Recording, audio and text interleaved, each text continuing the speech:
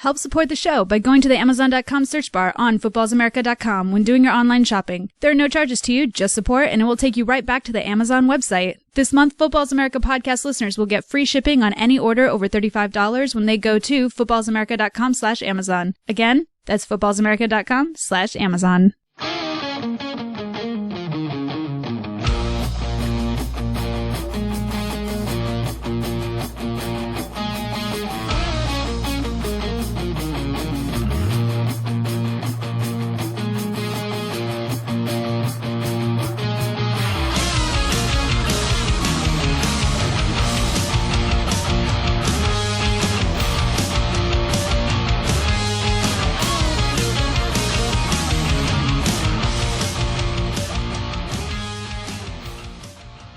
Hello, everybody, and welcome to Football is America with Ron and Kyle. And today, Kyle is not able to join us. He is flying around Alaska somewhere, doing the hard work that he does to help support the show. So it's just me today, and we are going to be talking to Brian Galliford, editor-in-chief of BuffaloRumblings.com, a fantastic part of the SB Nation community, and the place to go for all of your best Buffalo Bills articles, opinions, and news. Brian is here to help us break down the Buffalo Bills previous season, what's to come, all of those things. Brian, thank you so much for joining us. It is my distinct pleasure. Let's get through the preliminaries. Everybody wants to know a little bit about you. This is kind of the first time that your fans and our fans will get to know you, hear your voice, get your opinion in this type of medium. Everybody sees what you write, but nobody gets to actually hear you talk. So this is your opportunity. How long have you been a fan of the Buffalo Bills? Oh, how long have I been a fan? Since I had the the notion that I could like a football team, I think would be the answer to that. I'm 29 years old, and I think this is going to be either year 22 or 23 that my dad and my uncle and I have had season tickets to the Bills games up at Ralph Wilson Stadium. So pretty much as long as I've been able to remember things, I've been a Bills fan. Outstanding. So it's a family tie in there. Yeah, definitely. It was genetic. Yeah, I got you there. I'm a big time Bears fan, and I know that it's not so much parents. It's more or less my grandpa was a big time Bears fan. So I know where you're coming from there. It seems like, it's just either beaten into you and you'll like it, or you're the rebel and nobody invites you to Christmas anymore. So it's definitely the former with the Bills. It's definitely something that you have. It's an acquired taste. Yeah, and there seems to be a lot of, for some reason, a stigma when it comes to being a Bills fan. Like, why would you ever want to be in Buffalo or anything like that? I mean, have you been there? And I had made a trip up to Buffalo when I was in the Army and watched a game there when I was there for some training at Fort Drum. So we took the long drive up there, and it seems like a nice town to me. It's a city. It's got a small town vibe, but it's a city, and exactly. I mean, when you think of other towns like that, I mean, you can't imagine that the Packers, where they're out of, Green Bay isn't exactly known for being a big time city. It's a production place. That's what they do. Their industry. So exactly. But you started this website. It's one of the bigger ones, or more popular ones, for a specific sports team when it comes to SB Nation. What kind of drove you to do that? What was the passion, or what led to that passion to start this page and grow it as much as you have? Well, I was a communications major in college. I have a degree in journalism. I don't work in the field now, aside from what I do for Buffalo Rumblings. I have another different day job, but that was sort of the motivating factor. I was taking journalism classes, and I was trying to figure out what I wanted to do, how I wanted to commit myself to that field, and there was one thing really that I knew very well and I was sort of passionate about, so I just kind of dove into that. So I started a website on Google's Blogger and just messed around that for a few months, and then SB Nation, which was very young at that point, it had only been around for about a year and a half. They contacted me. They were trying to fill out their NFL roster, and I was the 26th NFL blog to be created under the SB Nation umbrella. And today, actually, April 7th, the night we're recording this, is the 8-year anniversary of the start of the blog. Oh, wow. Congratulations, then. That's awesome. It's pretty cool, yeah.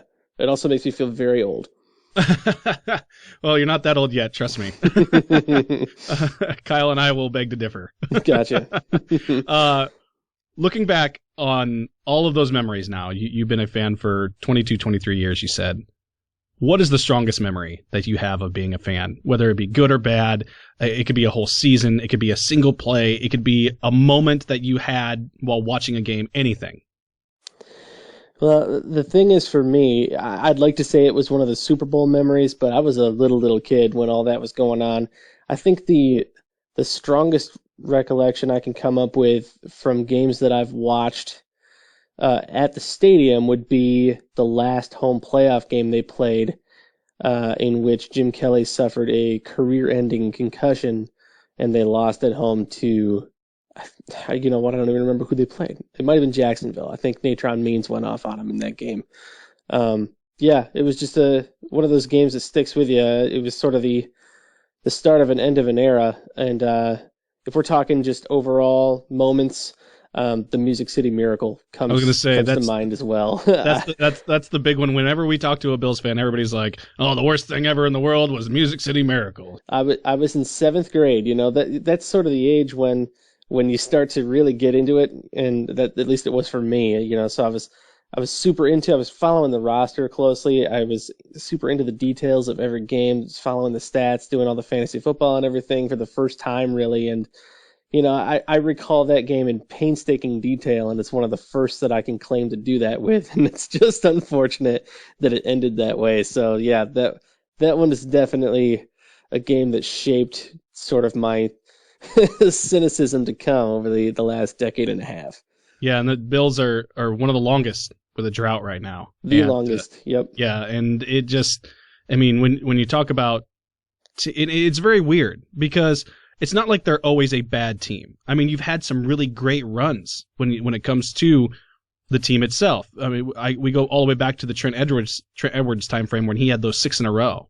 I mean, you've had some teams that seem so promising. It just always seems that after, you know, the first 6-7 weeks, things just get nuts and no one really understands what's going on. And it's just unfortunate because for Kyle and I, we hate the Patriots.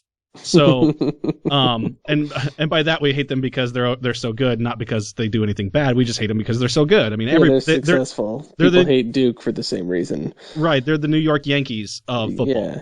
I mean, that's what they are. And that's only because they win, not because they have all the star players. But, you look back on the Bills and, you know, we always support them because we want them to win the division and not the Patriots. So, I'm sorry they've disappointed you so much.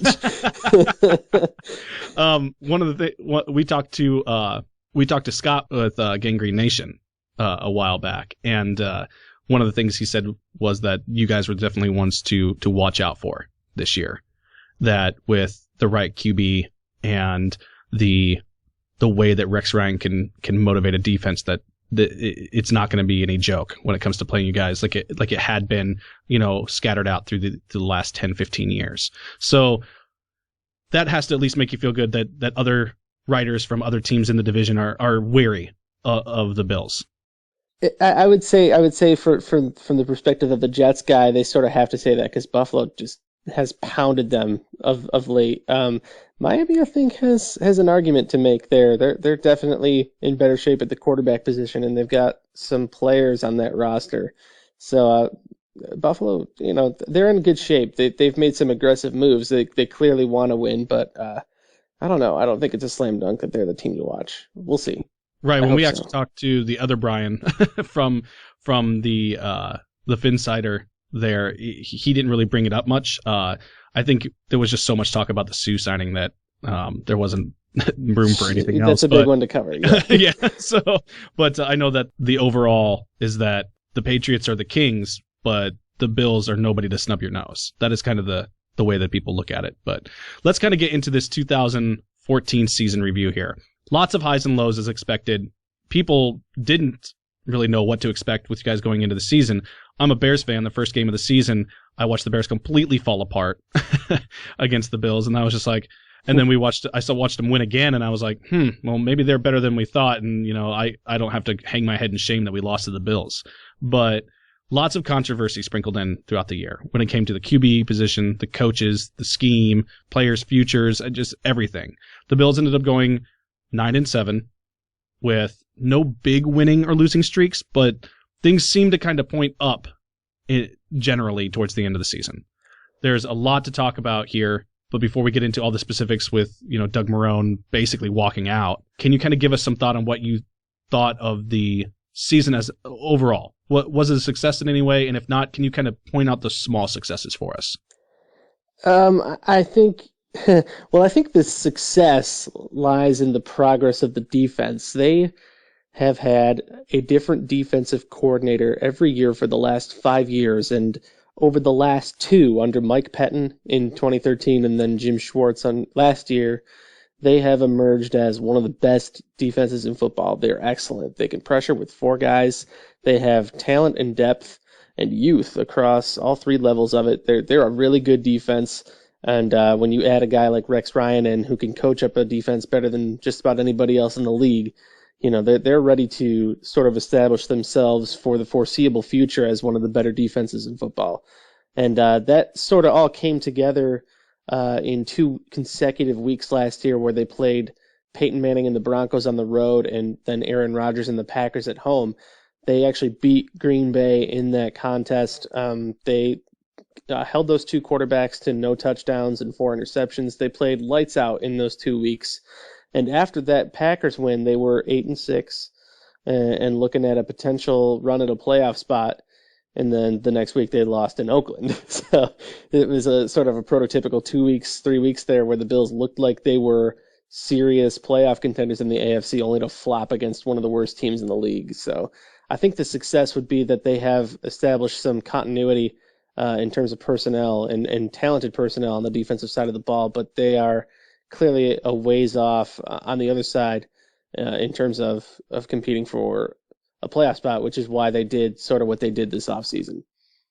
Right. And do you feel like the loss of Jim Schwartz is too big of a thing to overcome when it comes to the defense? No, not at all. I mean, Ryan is coming in going to run the same defense that Pettin ran in 2013, and they were a top 10 unit that year too. They have had a lot of maturing talent over the years. Marcel Darius over the last 2 years has become one of the best defensive tackles in football. He was a first-team All-Pro last year.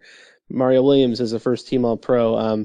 They have finally overhauled their linebacking core to the point where they can trade a guy like Kiko Alonso. They have 2 guys in Nigel Bradham and Preston Brown who are good quality young players and who can play on every down, and that's critical in today's league. So they have good young defensive backs. They sprinkle in some veterans that can play significant snaps. They're just a really talented defense. And when you have talent like that, when you have depth like that, it doesn't really necessarily matter who's calling the plays or what sort of scheme you run, as long as the next guy coming in is gonna sort of tailor what he does to what those players can do well. And Ryan can certainly do that.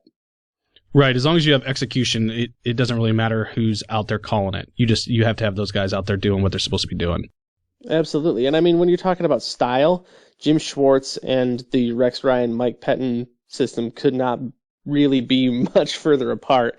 Ryan and Pettin will blitz the hell out of you. They're going to throw multiple looks at you. And Schwartz is not really like that. They were a pretty basic 4-3 nickel team that didn't blitz a ton. They just kind of rushed 4 and played gaps and played good, solid, fundamental, basic defense. And the team only got better. So, again, talent wins out in this league. And when you add an elite playmaker or a play caller in like Rex Ryan, the sky's the limit, really. Now, when we're talking about the play callers, lots of changes over the last couple of years with Bills brass. We saw the death of Ralph Wilson and Terry Pagulik step in and buy the team. A lot of sentiment there. I watched the Hall of Fame presentation they did for Ralph Wilson and, of course, Jim Kelly's speech. A lot of emotion there. Was that something that you felt as a fan, and what was the fan reaction to that? I know we're stepping back a little bit further than last year, but it's just something that Kyle and I have wondered because we've never really gotten a Bills fan to really be straight with us. What was the feeling when Ralph Wilson passed away? Was it fear? Was it concern for the team? I know that there was a lot of rumors swirling about the Bills leaving, and there was, John Bon Jovi and Donald Trump. I mean, what was the realistic, just give us the grit on the feeling of the fans and, of course, you as the writer and everybody else. Well, fear would be a good word to describe it. And yeah, you have to understand this is, a feeling that had sort of permeated the fan base well before Mr. Wilson passed away. It was, something that we had talked about for, I would say, at least a decade. Even when Mr. Wilson was still involved with the day-to-day operations of the team before he stepped back and all of that. This was something that had been talked about for many, many years. Especially as it relates to Ralph Wilson Stadium as an older facility. The lease had come up once or twice and been renewed, and so that was sort of tied into that rhetoric.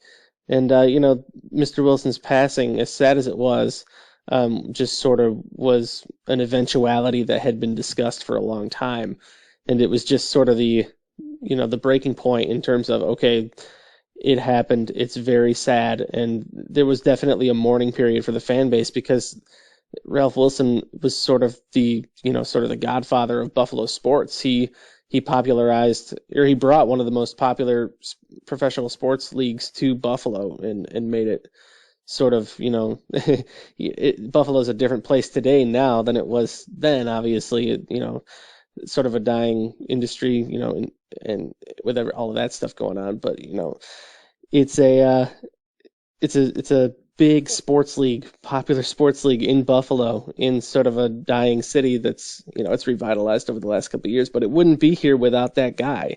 He plopped down $25,000 for a pro sports league in an upstart league, and now it's the Buffalo Bills. It's the National Football League. So none of that's possible without Mr. Wilson. So there was definitely that mourning period about everything he did for the city and for the franchise. But then, it all just kind of snowballed into what had been talked about for a decade, and then the rest of the ownership stuff happened. And a lot of people will argue that Ralph Wilson is kind of the reason that Buffalo is still on the map. We can say pretty much with confidence that the Bills are a big reason why Buffalo is still popular in any way, shape, or form. Yeah, I would agree with that. I know that that's a big part of that. And I mean, you guys have a lot of Canadian fans, despite them having their own football league up there. There's still a lot of people from, Toronto and stuff like that are big time Buffalo Bills fans. And that's great, we think, because there's not a lot of teams that you could say they're the heart and soul of a city. I mean, you could talk maybe Packers, you could talk maybe Jacksonville or Seattle, but I mean, those are big cities that would survive if the team left. I mean, mm-hmm. So it just seems like if the Bills were to leave Buffalo would fade into obscurity and nothing would ever happen again. Yeah, I would say that there would definitely be a fade. The city would survive. I mean, the Buffalo Sabres, the hockey team, are very, very popular, even though they're terrible this year and have been for a couple of years now. And the city is clearly more about the sports team in it. But yeah, there would definitely be a fade in terms of the national sports consciousness for certain. Right. Let's get into a little bit of the other head office things going on. This is where I'm going to start pushing you on the Rex Ryan thing. So be ready. I know that, sure. I know that there's. I hear when I mentioned it before the show, you chuckled and you were like, that was the chuckle of, oh man, really? And like, so with all of the changes that kind of remain left to talk about, there's a lot of what ifs, a lot of expectations of the Bills in a division that has been dominated for the most part by one team for the better part of almost, I would say, well, it's been more than a decade now. And you have looked great on the defensive side of the ball for, I would say, at least 2 seasons now. Looking at what the Bills have right now in terms of leadership, are Doug Whaley and Rex Ryan the guys? Rex Ryan brings a lot of baggage with him already, but do they come into this entire situation on the hot seat? Because now the GM has brought in a guy who has been known to, I guess, be comical in a way, but also he has produced results. It just depends on which one you're getting. So what is the overall fan opinion, and what is the realistic outlook for these guys? Well, I think you have to sort of start that conversation even higher with Kim and Terry Pegula, the owners. They sort of have an MO in terms of how they do things. They also own the Buffalo Sabres. And when they bought the Sabres back in 2011, they kept as much of the hockey operation as they could intact and gave those people resources to try to win. And that's sort of what they're doing now with Russ Brandon, the team president, and Doug Whaley. And then they were going to keep Doug Marrone, the previous coach, obviously, until he opted out of his contract. So they brought Rex Ryan in. It's sort of the same win now vibe, and the aggressiveness of their personnel moves this offseason sort of speak to that as well.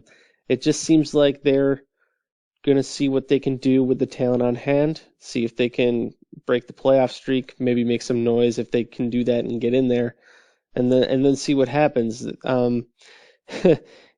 So to sort of follow through on that, and to answer your question, it's sort of hard to say whether Doug Whaley and Rex Ryan are the guys, because it definitely, with respect to Whaley, he wasn't hired by the Pagulas. He was brought in by Buddy Nix, who was hired by Ralph Wilson. So he may not be a Pagula guy, but the Pagulas were heavily involved in hiring Rex Ryan, as was Whaley. So it's sort of a unique situation in terms of how that power structure was assembled. Whaley's been there longer than any of them.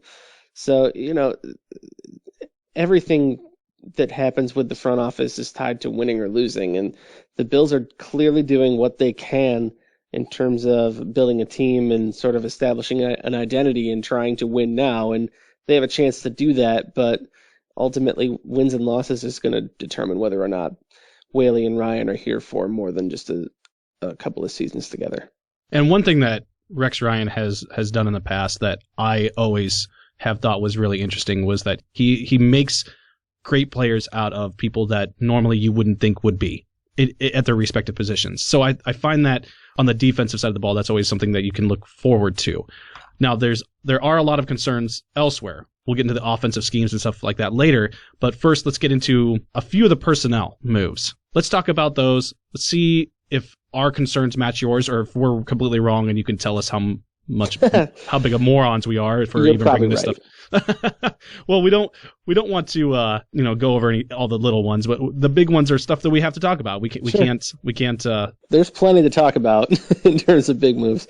Let's talk first about the Matt Castle trade, because this was one that Kyle and I said we just didn't understand. You got guys like Matt Castle are kind of a dime a dozen when it comes to the game manager quarterback. So why such a high price tag to get him? I just don't get it, especially from a team like the Vikings, who were probably, he was just going to sit on a bench anyway. It just seemed like they paid too much to get him. Would you consider that a high price tag? I would, yeah. It amounted to a 5th round draft pick, I believe, and the Bills got a 6th back. Right, and I'll give you my outlook on it, and I'll give you Kyle's. I don't trade for a backup quarterback. I would draft a backup quarterback. Okay. I just think that using any pick, you figure you have a 5th round pick. With between a 3rd and a 5th round pick, you could draft a guy that, in my opinion, you could develop into Matt Castle. Now, if he's going to be your starter, I guess that's a different story, but there seems like the general media opinion is that he's not necessarily going to be that he's going to compete, and that they're going to allow E.J. Manuel to compete, and now Tyrod Taylor, who they just brought in as well, to compete for that spot. So if it's just going to be a guy to compete and you haven't named him the starter, I guess I just don't get it. Kyle's theory is that he doesn't like trading picks away for anything. He's a pick acquire guy. He's a trade down to get more picks always, unless it's just not feasible. So it just seems like giving away a 5th round pick, even though that doesn't seem like a very big price to pay, even though you got a 6th back. I can't tell you right off the top of my head how many picks in between those two picks there is, because obviously there's not a full round spread between the two. But it just was confusing that they were going to spend a 5th round pick on a guy that he's a middle of the road game manager and a dime a dozen guy. Well, okay, so two things on the Castle front. Now, it's interesting to hear that opinion. Number one, and I'd start with this for this reason. They didn't really spend a 5th round pick on Castle. They traded back around and got Matt Castle. That's sort of what happened. They moved from the 5th to the 6th round and picked up a veteran quarterback. And that guy is probably going to be the starter. He is probably going to be Buffalo's starting quarterback in 2015. I would bet a lot of money on that right now. They are. I just spent a lot of time talking about this. They are in win now mode. They want to go to the playoffs this year, and they can. And they're not going to do that with an up and down quarterback in EJ Manuel, who is still learning the ropes, who is very green, and who may not ever amount to much. And they're not going to do that with Tyrod Taylor, who has thrown, fewer than 20 passes, I think, in the NFL.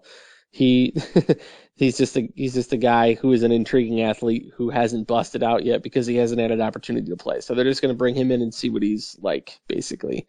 They might make that playoff push with Matt Castle at quarterback because he'll give them a level of consistency. That game manager type moniker that you mentioned is accurate. And they're capable of making a playoff push with that type of quarterback already before we talk about anything else that they've done personnel-wise on the offensive side of the football, because we know that they can do that because they did it with last year with Kyle Orton, who is in that same dime a dozen game management category as Castle. And the other thing, that's the last thing to keep in mind with this Castle acquisition, is that they signed Kyle Orton to a 2-year deal. Kyle Orton is, I believe, 32, maybe 33 years old. His retirement sort of came out of left field. He started the last 12 games of last season, and he had a year left on his deal, and he just, bam, walked out of the locker room and thanked his teammates for a good 12 games, and that was it. It just sort of came out of nowhere, and I think the Bills were maybe scrambling a little bit to fill that dime a dozen veteran role type because of how sudden that retirement was. I mean, they talked to Josh McCown, for Pete's sake. He was cut by the Bucs, and they went after him pretty hard. They wanted him to be that guy, to be that that game manager veteran type in that locker room. And then he ended up signing with Cleveland, so they went out and traded for Castle. They very clearly, to me, wanted that type of quarterback on the roster. And when Orton retired and when McCown signed with Cleveland, they just sort of went to the next option. And if they're talking about a guy who might start, who might be the stopgap until they have a longer term solution at that position, trading back one round from round 5 to 5-6 doesn't strike me as a huge cost to do so. Right. I just looked it up. It looks like they moved 28 spots back. Yeah. For pick Castle. up a guy who might start a quarterback for him. It might not be terrible. Right, and that's why we asked. One thing we couldn't wrap our heads around the full thought process. So you breaking that down for us is awesome, because now I can tell Kyle to quit wondering and bringing it up every show, because one thing Kyle, when he doesn't understand something, his go-to reaction is, they Matt Castle. Ha ha ha ha. Yeah, Kyle, damn it. Not all of us go from Peyton Manning to Andrew Luck, man. We got to rationalize. Do it. Rip it. Preach it. Because that's one thing you would not believe. We actually had a interview with Brett Coleman from the Texans there. Brett's awesome. And the one thing he said is, you can get bent. I'll play the world's smallest violin for you. Exactly. Damn right. I love it. Thank you so much. I was wondering if I was going to get something like that out of you, and that's perfect. I love it. But you breaking that down for us really opens up the eyes, because it was honestly something we just couldn't understand the full impact, I guess. And so that's very good for us. It kind of seemed, to be honest, like it was a panic move. After Kyle Orton retired and they couldn't bag Josh McCown, it seemed like it was, we got to do something now, and this is it. And it just seemed like there was an opportunity, if they had waited, to maybe get someone, in my opinion, that would have been better. I didn't understand why they didn't really push for the Hoyer and stuff like that, because that to me would have been a better pickup. Well, they saw Brian Hoyer firsthand in Buffalo last year, and they kind of that was the game that Johnny Manziel came in, because Hoyer was awful, and Hoyer was terrible to end the season. I don't think Buffalo was too excited to make a run at a guy like him. Castle has had more sustained success in this league than Brian Hoyer has. So I'm going to ask this question. They didn't want to go back and try and get the Fitz? I would have loved that, honestly. We call him the Amish Rifle. I started calling him the Amish Rifle about 2.5 years ago, and I didn't realize that somebody else had also started doing that. Stevie Johnson coined that phrase. Right, and so yeah. I was pretty upset when I found out that I wasn't original. So one of the things when I saw Fitzpatrick get traded to the Jets, I was like, I wonder why the Bills didn't make a move on him, because that would have at least put butts in the seats at the stadium, if nothing else. It very well could have, yeah. His situation ended a little strangely in Buffalo. He had time left on his contract, and obviously they signed him to that massive $59 million contract, and when they hired Doug Marrone, and it became apparent that they were going to go a different direction at quarterback for the long haul, they asked him to take a pay cut, and he refused, so they released him. And that all happened before they drafted E.J. Manuel. But, he took the option of getting cut over taking a pay cut in Buffalo, and I think there was probably a bit of disillusionment there, even though it was sort of a standard business practice in the NFL. I think it would have been a little strange for Buffalo to go that route for certain. Not that it wouldn't have worked out or that there would have been any bad blood that boiled over, but it just would have been a very almost surreal situation. Yeah, we love Fitzpatrick. I mean, his skill set isn't elite or anything like that, but whenever we've talked to game managers, we've always put him kind of at the top end of those top 10 game manager type quarterbacks. So we've actually got to move on here. We can't talk about quarterbacks for the entire show. It's not going to be something that anybody's going to be like, oh man. That's probably a good idea. I could talk about Ryan Fitzpatrick for an inordinate amount of time. It's very strange. Yeah. It's been a long 14 years in Buffalo. I'm sure our fans are sitting here going, really? Is this what I'm doing? Is this how my life is going right now? Exactly. And let's go ahead and talk about Percy Harvin. Okay. In my opinion, it's a great pickup. He played last year with another team that Rex Ryan was the head coach of, and he comes into a situation where he can be the number one weapon outside of Sammy Watkins. I mean, I guess you could make that argument for LaShawn McCoy, but I have my own reservations about him, and we're going to get to him in a second. But my two concerns about it are his injury problems and his attitude problems. And are there concerns from you as a writer and an analyst, and then what are the fan concerns when it comes to him? I don't know that there are any concerns because it's, at least from my perspective, just because it's a one-year deal. It just seems sort of like they're renting him for a year to see how he fits into their plans on offense under Greg Roman. And they have, I mean, you mentioned Sammy Watkins. Obviously, Watkins is the number one receiver, but they also have Robert Woods, who's coming off a pretty good season as the number two, and I think he's going to have a lot to say about Harvin walking into the starting lineup. I think part of their motivation for bringing Harvin in was the loss of C.J. Spiller. Spiller was sort of their speed guy on offense. They lacked that home run element with him leaving for New Orleans. So I think that sort of made Harvin more appealing to them. He can do some of the same things. He obviously plays a different position, but he can run those jet sweeps. He can catch screen passes and turn those into big gains. They were missing that from the offense when Spiller left. So I think that was part of the motivation for their interest in Harvin. It's strange to me that Harvin chose Buffalo. We're talking about Greg Roman. This is going to be a run-heavy offense. Greg Roman ran one of the run-heaviest attacks in the league in San Francisco. They use 6'7" offensive linemen quite frequently. They use multiple tight ends. They use a fullback. The Bills signed Jerome Felton, so they're going to do the same sort of things. They're going to run the football. That's also a Rex Ryan MO. They're going to be a run-heavy, run-first offense. And it's especially when you factor in the limitations of the offensive line, the limitations of the quarterback. You kind of wonder how many balls are going to be available through the air to these receivers, and Watkins is going to be the first guy in the pecking order. So it seems a little strange to me that Harvin would choose Buffalo based on their identity or their perceived identity, what we think they're going to be on offense. And it makes sense from Buffalo's perspective way more than it makes sense from Harvin's. What you just brought up was exactly what Kyle had brought up during one of our shows, which is why would he go to Buffalo when we know what kind of offense they're probably going to be running there with LaShawn McCoy, and you have the kind of the double hit there with the speed back, scat back versus the power back. Your offensive line is going to be best at run blocking. It's easier for an offensive line to run block. and you have an obvious limitation at quarterback.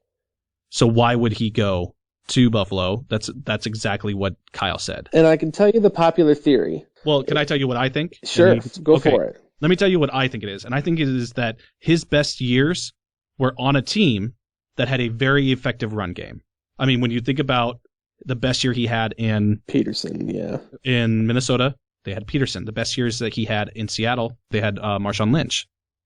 So when you look at where he's going to be effective, he's best suited for an offense that makes a defense respect the run game first. So that is why I think he's going to have a more productive year. It sort of is. And I'll say this too.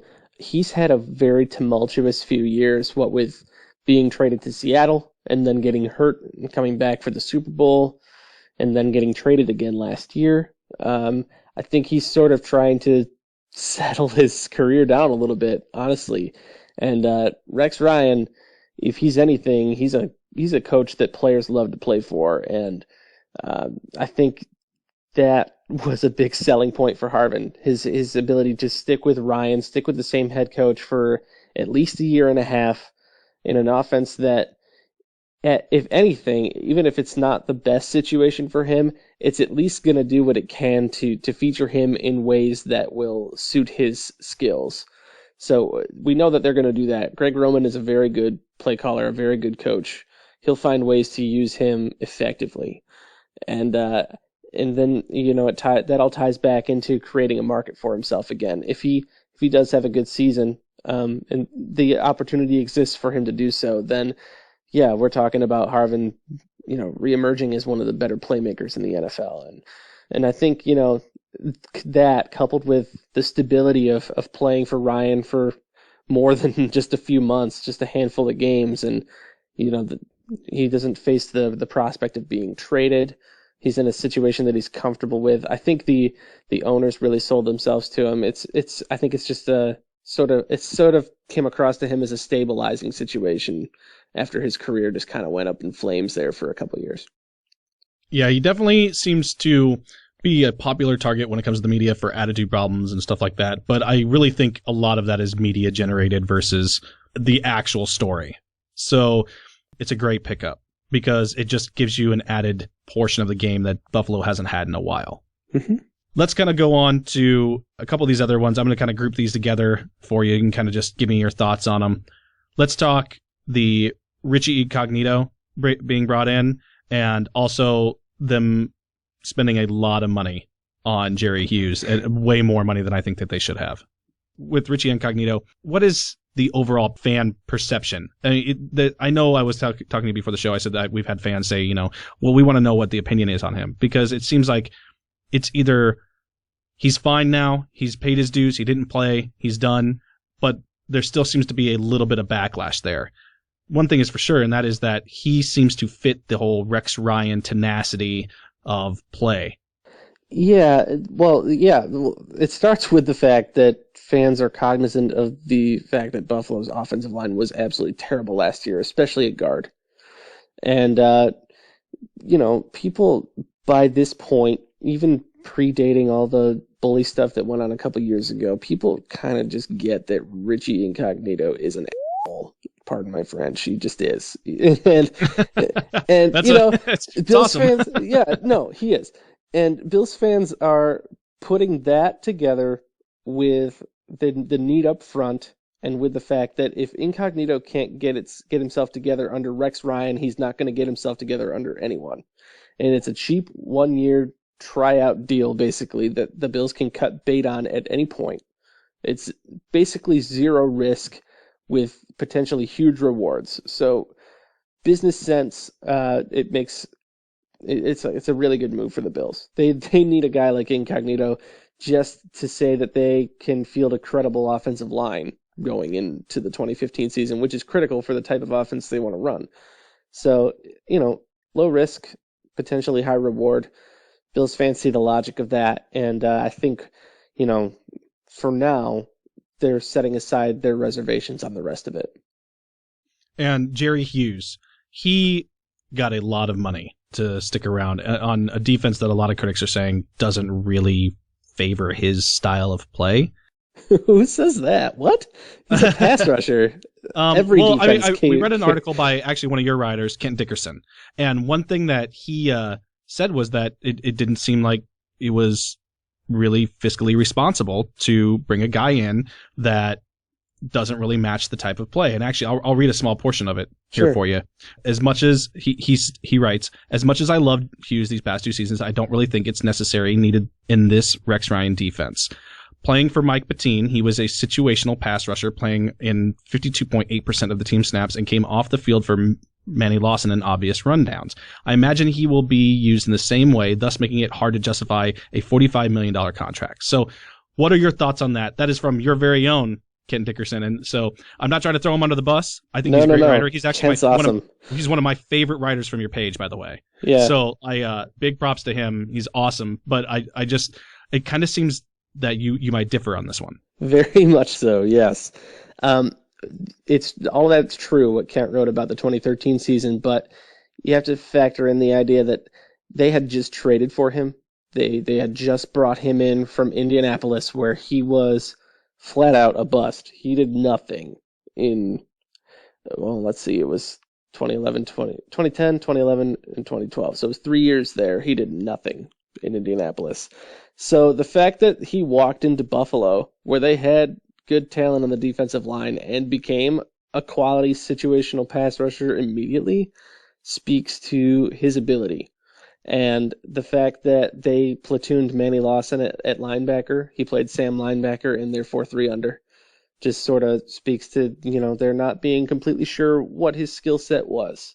He's a very athletic player. He can play in space. He's not as good at it as Lawson is when you talk about drops, when you talk about coverage, and that probably still remains the case. But he is a much better player, a much more established player today than he was when the Bills acquired him.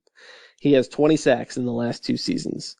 And sure, a lot of that can probably be attributed to the fact that he's being freed up by the 3 Pro Bowl players playing alongside him. But he's a great player in his own right. I mean, he's beaten up left tackles, quality NFL left tackles on a weekly basis. He is their best speed rusher. The 2 defensive tackles are good pass rushers. Mario Williams is a power end. He's a great player, obviously. But when you talk about pure pass rush, Jerry Hughes is their guy. He's the guy on the field. He's the key to their picking up 100+ sacks as they have in the last 2 seasons. So $45 million for that guy, even if he is only a part-time player, totally worth it. Especially on a team where you're not paying a franchise quarterback, which is an argument that Doug Whaley himself has made. Where you're not pouring money into, resources that otherwise, like teams like Green Bay are with the quarterback. If you're not paying a quarterback, you should be paying pass rushers. That's the league. You pass or rush the passer. And the Bills have the rush the passer thing down. So they're going to try to preserve that for as long as they can. And they got Hughes at a fair market deal. It was a great signing, in my opinion. Outstanding. That's what we needed to know. And I'll make sure that, when we get this all posted up, that I tag Kent in the Twitter feed too. I'll mention that you got brought up. He'll love that. Yeah, I'll tell him that I give him props, that I love all of his articles, but I had to quote him, and I hope that he's not in trouble.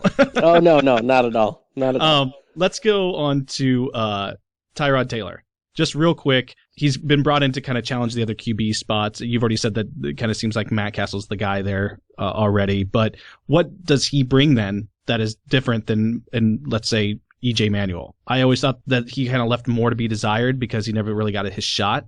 What do you think about him? Well, when Ryan was hired and he was asked about Manuel, he kind of went out of his way to mention that he wished Manuel used his legs more, that he ran more in his starts in 2013 and the 4 that he made last year. And then when they signed Tyrod Taylor, Ryan told reporters that he had tried to trade for Taylor when he was still with the Jets and called him the fastest quarterback in the league. So it seems like if they aren't serious about Taylor competing for the starting quarterback gig, which they have said that it's wide open, so there's no reason to think that he won't be involved in that. If he doesn't end up being seriously involved in that, he might still have sort of a read option package built in for him. And that sort of fits in with what Roman wants to do on offense. They're going to be a running offense. They're going to do some unique things. I mean, he made Colin Kaepernick into a star running quarterback in San Francisco. And, it seems like if he's not going to factor into the quarterback race, then they might find something for him to do in that realm. And one thing we criticize teams a lot for is that they go out and they get quarterbacks that are not necessarily built for the system that they back up. For example, Teddy Bridgewater in Minnesota is backed up by Sean Hill. I mean, what does Sean Hill do that is even comparable to what Teddy Bridgewater does? The 49ers. How does Blaine Gabbert back up Colin Kaepernick and they maintain the same type of offense? So having Tyrod Taylor, in my mind, seems like the best thing to do. If EJ Manuel is going to be the guy that you use, you have Tyrod Taylor to back up, and he can kind of be that same style. So good, in my opinion, it's a good move. Let's talk a little bit about the Scott Chandler, Charles Clay kind of interchanging. Chandler goes off, he's going to the Pats, can't make you very happy, and Charles Clay comes with, in my opinion, a little bit too much of a price tag. Oh yeah, he's definitely overpaid. But he's a perfect fit for what they want to do. Yeah, kind of walk us through that whole thing, because I always thought that Scott Chandler was somebody that was incredibly underrated at the tight end position. And Charles Clay has been very overrated, in my opinion. Well, I think it comes down to sort of modernization and just pure athleticism. Scott Chandler is not that good. Let's just put it that way. He's not that good. He's not bad. He's been productive, and he's made some pretty critical plays. And honestly, he shredded the Patriots at times. He put up some big stat lines against the Patriots, which I think is part of the reason that they went out and signed him. He's going to be a great foil for Rob Gronkowski. I have no questions about that. But I don't think is a starting tight end, and he certainly doesn't fit what Roman wants to do on offense. He's not a good blocker. He's too tall and lanky to do that consistently. Charles Clay is a solid blocker. He's a much better athlete. He'll do more after the catch, and he'll play more snaps as a result. That in and of itself makes it an upgrade. And Clay is definitely overpaid. There's no question about that. It's sort of a crazy contract for a player of his reputation. But he's definitely a much snugger fit for what they want to do on offense. There's no question about that. You're the first person that's ever said that Scott Chandler wasn't that great. And because everybody we've ever talked to has always said that, I mean, he's a guy that is incredibly underrated. And I've been watching football for 1,000 years, but is it a thought that maybe he just wasn't utilized correctly, or is it just that his skill set just doesn't match up with being great? Well, I would say that he was undervalued in the sense that he was sort of critically important to Buffalo's offense over the last 3-4 years because, as you mentioned, they had nothing behind him. And, the position has been pretty much throughout the entirety of Buffalo's history as a football franchise, a desolate wasteland of mediocrity. And he's I think he's third in franchise history in terms of receptions among tight ends. And that sort of speaks to it because he only was a starter for 4 years. And, I would say that he is the epitome of average. He has average hands. He has average athleticism. He's an average receiver. He's a below average blocker. He's you could definitely do much worse at the position. I will say that. He's a great guy, great community guy, great locker room, great teammate. He definitely was a positive aspect of the offense for the Bills over the last 4 years, just because they've had so many moving parts around him. But he's not a great player by any means, and they've definitely upgraded at tight end. I guess maybe I'm just trying to pump him up. I'm from Iowa, so one of the things I try to do is try to give my props to those guys. But it's skill. It's not personal. If you don't have the skills, he's just not there. Then there's nothing you can do about it. But he will do better in New England than he would have done in Buffalo or has done in Buffalo. Right. I think that offense that they used with the 3 and 4 tight end sets kind of fits his skill set anyway. Absolutely. But lastly, before we get into a couple of these the injury stuff and the talent stuff, let's talk about the Kiko Alonso, LaShawn McCoy trade, because we have to. I mean, we have that happened. Yeah, I think we overreacted a little bit on the show when it first happened, because I think we were in the middle of recording and then the news broke and we were like, really? What? Like, what is happening? And then of course that left the door open a little bit too much for Kyle to be like, oh, this happens and Chip Kelly's playing fantasy football with the rest of the NFL, and it just went on and on and on. And it was digs at Chip Kelly, it was digs at the Bills, digs at Rex Ryan, everybody. But let's get the realistic analysis on this. We've written our own stuff on it. We've talked about it multiple times on the show. To me, this trade was a good trade. It was sending a player that Chip Kelly maybe overvalued in Kiko Alonso. Not that Kiko Alonso is a bad player, because he's not by any means. He's a great linebacker. But I think that Chip Kelly wanted him too much, and when you hold that card over somebody, you can do what you want for the most part. And you got basically the farm for him. I say that because they didn't know at the time that they were going to be able to pull in DeMarco Murray. They send their best linebacker, but get the best running back. And when you're talking about an offense that has been lethargic at best over the last few years, it definitely gives you that spark. What are your overall thoughts? I've read Kent's thoughts on it. I've read a couple of your other writers' thoughts on it. I actually haven't read anything from you on it other than just the initial announcements and stuff like that. What are your real feelings about the whole thing? So I can't remember exactly when I wrote it, but it was at least a week, maybe two, before the trade went down. I floated the idea just on a whim based on some things that readers had said, just commenters on the site had said, that trading Alonso wouldn't be the craziest thing for the team to do. And naturally, the article was blasted from every conceivable angle. I mean, Alonso was a Rookie of the Year candidate in 2013. He was really good, especially early in the season when he was incredible. And the only reason that it was floated was because we knew that the Bills would be going back to the Rex Ryan defense, which only plays two second-tier linebackers, meaning they're not edge defenders. They're, at the second level of the defense. They're only going to play two of those guys. In New York, it was David Harris and Demario Davis. Or is that his name? Demario Davis? I don't remember his name. Either way, two linebackers are going to be back there. And they have two quality players in Nigel Bradham and Preston Brown, who were excellent for the team in 2014 under Jim Schwartz. Their roles won't be changing a ton under Ryan. They're three-down capable players, and they don't need three of them. So among those three players, we also knew that Alonso would have the best trade value. So it was not ever a crazy notion for the Bills to consider trading Alonso, because they were loaded for bear at that position, and they're a little thin now depth-wise now that Alonso's out of the picture, but they're still solid with those two guys at the top of the depth chart. And when you talk about trading a guy who has had two ACL reconstructions sandwiched around a couple good college seasons and a very good one as a rookie in the NFL, and you're getting back an all-pro level running back who, yes, he's been overused throughout his career. He probably doesn't have a ton of years left, but he's still really, really good at football.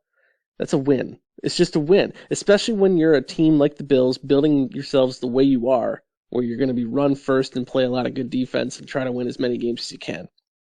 You need a bell cow guy like McCoy to spearhead your efforts on offense. And if all you're doing is getting rid of an extra linebacker that you don't really even need, it's a huge win for your organization, regardless of the fact that you're going to have to pay gobs of cash to McCoy.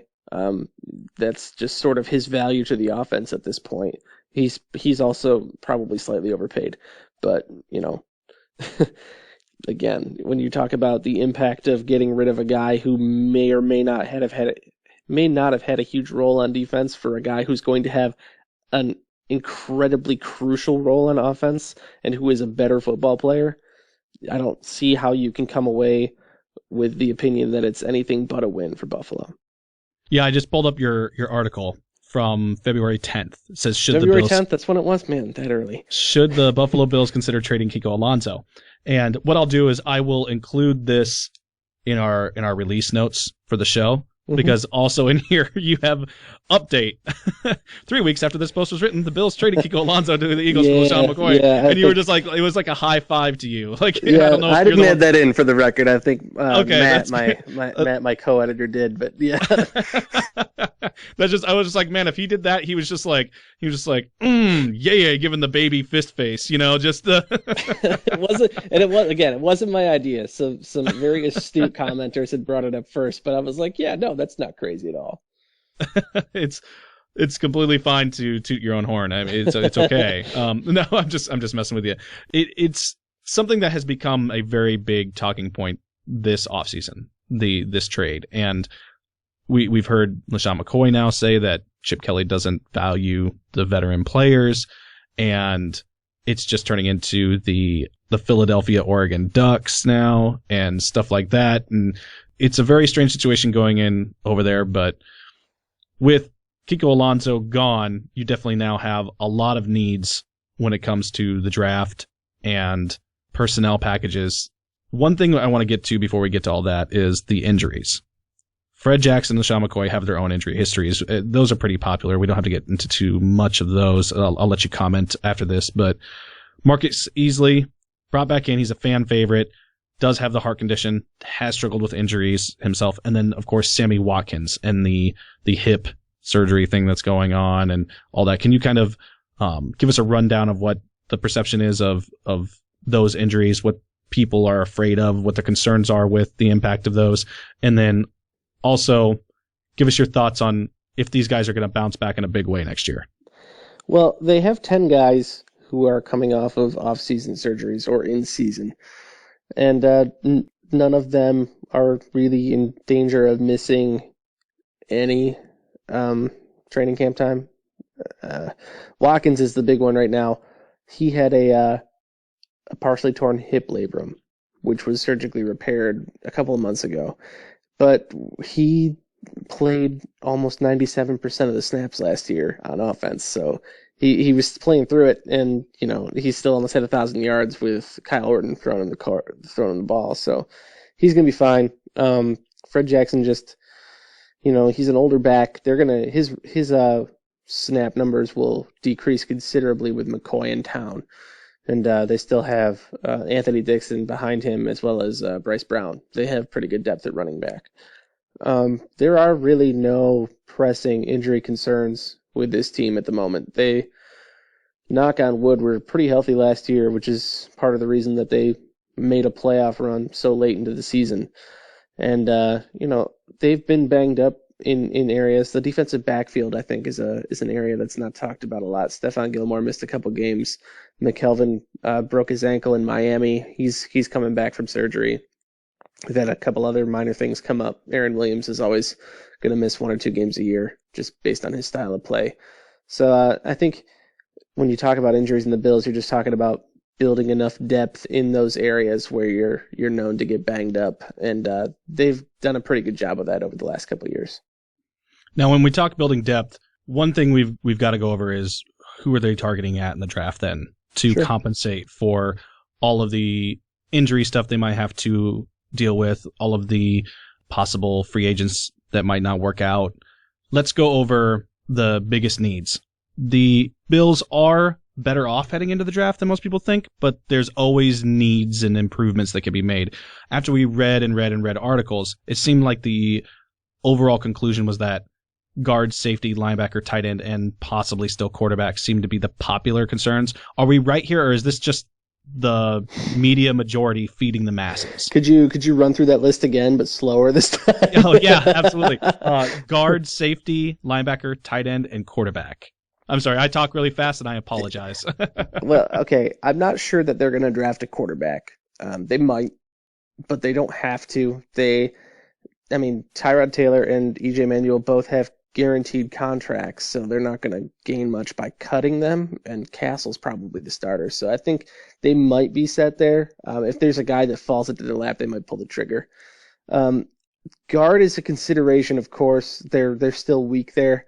I think tackle is a situation that they could look at. Cordy Glenn, the left tackle, is going to be a free agent after this season, and Chantrell Henderson was pretty bad at right tackle last year. He could be upgraded, although they do like him. They still like Cyrus Kwanjo, who did nothing last year as a second-round pick. That's sort of a they could get a right tackle who could play right away. They would look at it. If they could get a left tackle prospect who could maybe replace Glenn, if they can't re-sign him, they would look at that as well. So the defensive line, I think, is a situation they would look at. They have two guys. Well, they have three if you count Mario Williams, who's an edge defender, but Kyle Williams and Marcel Darius are Pro Bowl guys inside, but they need the guy who filled the Alan Branch role for them in 2013, the two-down run guy who plays about half the snaps, who can two-gap, who can play 5-tech, 4-tech out on the tackle. They don't really have that guy. Stephon Charles is the closest they come, and he had a pretty bad season last year. He's flashed, but he's not anything to write home about. So I think they'd look at a defensive lineman in the second round who could come in and rotate in right away. Safety is a concern as well, but they do have Corey Graham in that defensive backfield. He's listed as a cornerback. He started a bunch of games at cornerback, but he had some pretty good games at safety, playing there in a pinch as well. And if they wanted to look at a corner instead and move Graham to safety on a more permanent basis, I think they would look at that as well. There are a few intriguing second-round area cornerbacks that might pique their interests as well. And one thing you get with moving a corner, and I'm a big advocate of that. I really think that's a great idea. I think it's not done enough, but when you look at the advantages you gain from moving a corner to a safety, if they agree to it, is the perspective that they can bring to the position.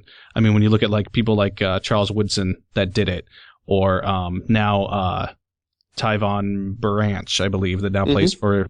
We were just talking with the Chiefs guy the other day, and I said the what you get from that perspective of going from being both a zone and man up coverage person to pretty much playing a zone, unless you're down inside the box, it's you gain so much from that, despite whether the guy was very good at corner or not.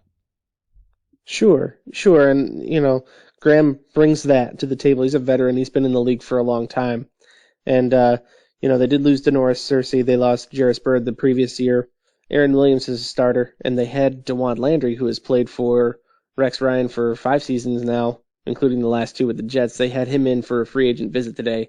They may sign him. So, and they also have Duke Williams, who played a lot last year, played about half the snaps. He was a coverage guy. And you guys still have Rambo and Meeks too, correct? Yeah, they're sort of prospects, project types, but they like both of those guys as well. So they're not super desperate there in terms of depth. They're not super desperate at linebacker for depth either, but they could be hurting at cornerback. Gilmore is a free agent after next year as well. They picked up his 2015 option earlier this month, but he's going to cost a pretty penny to keep around. They're going to have to give Darius a big contract, and then they've got Glenn as well. They may have trouble keeping all of these guys, so they need to sort of hedge their bets at one of those positions, and corner as a prime candidate. All right, so what is the best play for them then in the first few rounds? Who do you kind of see them targeting? And then also, who do the fans want? What is the masses? And obviously, fans are always like, oh, Mariota, or go trade up to the first round pick. I mean, you're always going to have those fans, but let's use finger quotes here, I guess, and say the logical fans, if those exist, and tell us what your thoughts are that they should do first, second round, and what the fans are clamoring for. Well, my logic is that there are several positions that they can address, and they don't need to overthink it. I don't think they're in a spot where they're not in a super tight pinch at any position. They can just pick a guy that'll help them immediately, or a guy that they can develop. If they want to take a chance on a guy like Brett Hundley, thinking that they can develop him into something, sure, why not? They're in a spot where they have a pretty good team right now.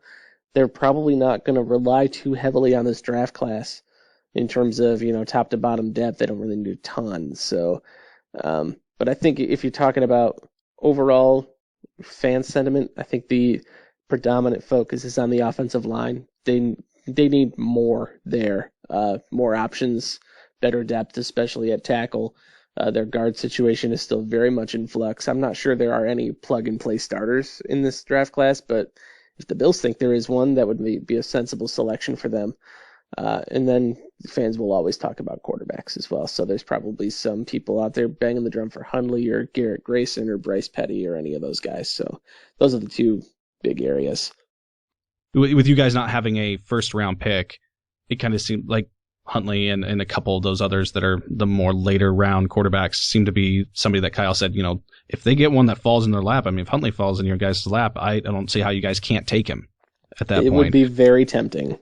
And that would just be something where you're like, all right, you've got guaranteed money for some of these guys, but there's no rule that says that he can't sit on the bench and watch some football for a year or two. Exactly. I mean, and that tends to be the better thing for quarterbacks anyway.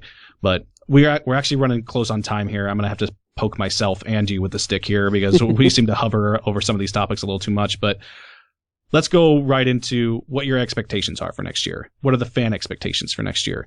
Is this team a playoff Super Bowl contender? I think we all concluded that they need to get into the playoffs, but is it legitimate? How long is it going to take if it's not this year? And what is the overall hope for next year from the fans, from you? I don't want to make you push a record or anything. It's still early. The draft hasn't happened, but when you sit down and look at it and you use your graph paper and your crayons and you say, this is what the Bills should do next year without question, and this is where I can see them peaking next year without question. What is that? Well, you look at the baseline they established last year. They were a 500 type team, and they had a good defense, and they had a bad offense, and they had a pretty crappy coaching staff. They have a better coaching staff this year. They have a better, I think they have a better identity on offense, and they have some better players. And their defense is still going to be really good. Their special teams is going to be still pretty solid as well. They were really good last year. So I think you take that baseline of 8-8, and you add a win or two, and you're talking about maybe a playoff team. And I don't think the draft will change that much, honestly. If you get steady, consistent quarterback play, you're talking about a 9-10 win team that might do enough if they can stay healthy to make a serious playoff push in the AFC. And then once you get into that field, all bets are off. Anything can happen. Especially, we know that Rex Ryan can ride a team with a crappy quarterback deep into the postseason. So I think that was part of their appeal to him as well. Is if this guy can get us to the postseason, then he can take us quite a ways once he gets there. So yeah, they're capable. They are certainly capable of making a playoff push. There's a lot of moving parts. There's a lot that needs to come together, but they're capable of it. And that was always kind of something of contention between Kyle and I. Kyle says that as long as the Patriots exist, that the Bills' shot at making the playoffs are always very little. And is this year a year we could see them finally, overcome the Patriots? Do we think that this could be the year that they push? No? Okay. No, well, I mean, no. That's a pretty definitive answer. No, they're not gonna be better than New England this year. New England they're weakened from but could where they were. dethrone them? Could they dethrone them in any way? Is this a thing where we won't see them? I mean, I guess they didn't sweep them last year, but I mean, we know what was happening at the end of the year. Is this a year that we could kind of see them go, well, we might not have the best record, but we're not going to let the Patriots beat us? No. All right. I mean, yeah, they can compete with New England. They did last year, but they're not going to win the division. Tom Brady is the ultimate trump card, especially in this division where you're talking about Matt Castle and Ryan Tannehill and either Geno Smith or Ryan Fitzpatrick. Brady is just leagues ahead of all of those guys, and he makes up for any shortcomings the Patriots might have elsewhere, and they honestly don't have that many to begin with. So, no. How big a party is it going to be at your house when he retires? I don't know. We'll see. I might be 50 years old by the time that happens. I don't know. Party tastes change the older you get, Yeah, you do. You don't have to preach that to me. I know. I'm a Bears fan, and I watched the Packers go from Brett Favre to Aaron Rodgers, and I'm just like, well, there goes my party. Exactly.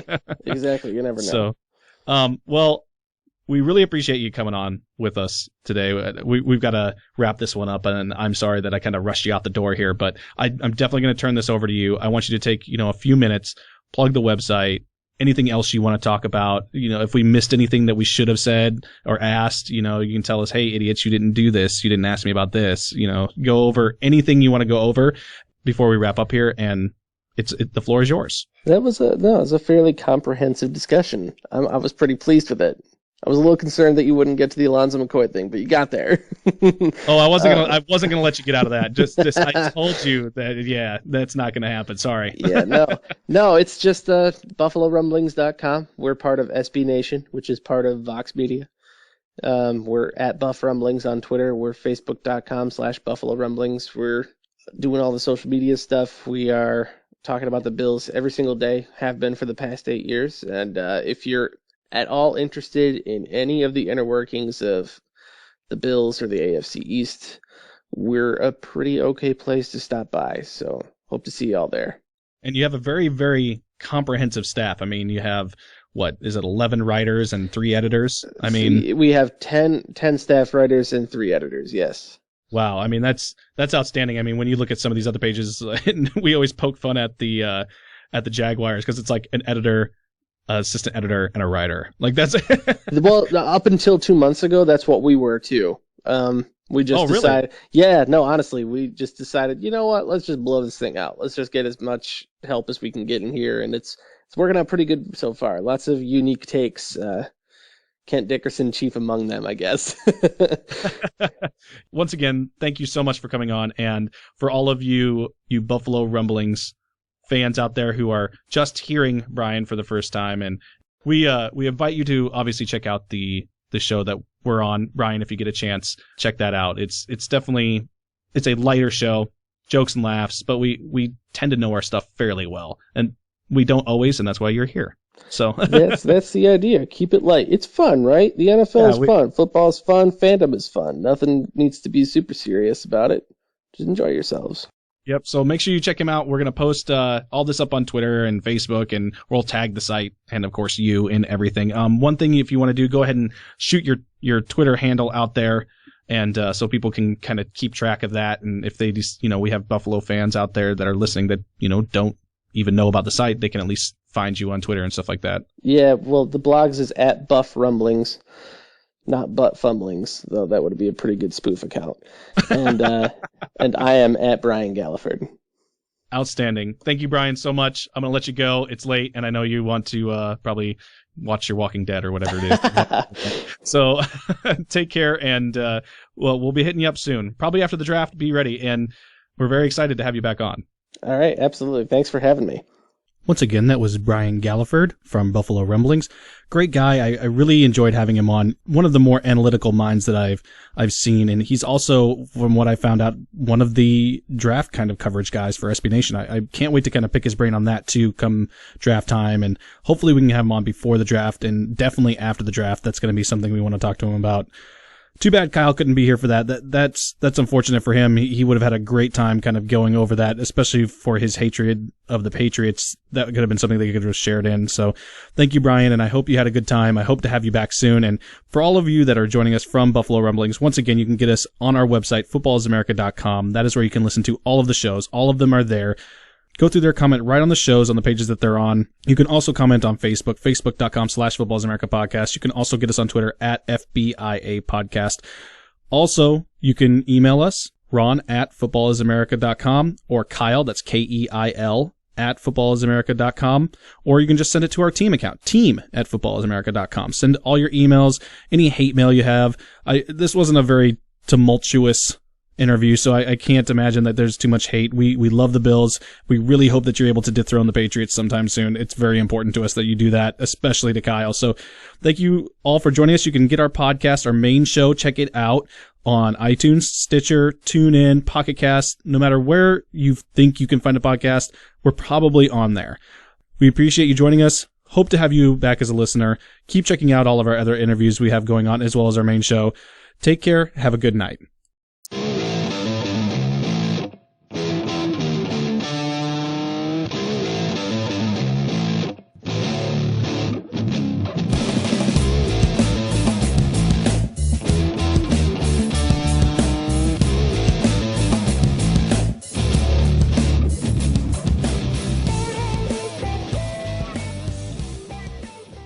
Get wholesome and delicious snacks delivered monthly right to your door from NatureBox. Snack easy and nutritious without ever having to leave your home. Got a dietary preference? No problem. They offer 100 unique foods like brand new mini Belgian waffles and dark chocolate pretzel pops, or classics like sourdough cheddar pretzels. But if you prefer, they can choose surprise snacks for you. Every NatureBox order comes with 5 different snacks and servings, each in a resealable portable bag so you can snack on the go.